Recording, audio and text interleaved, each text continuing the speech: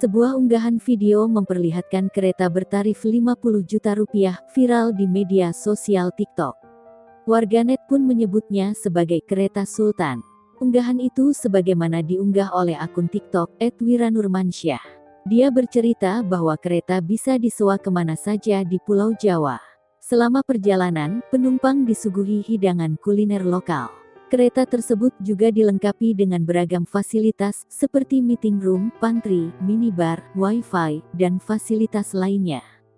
Harga sewa kereta Sultan itu disebut sekitar Rp50 juta.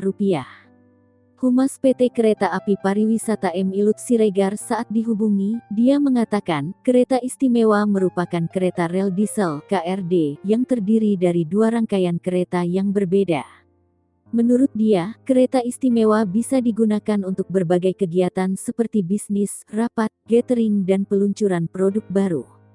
Kereta tersebut terdiri dari beberapa bagian, yakni ruangan masinis yang ada di depan dan belakang.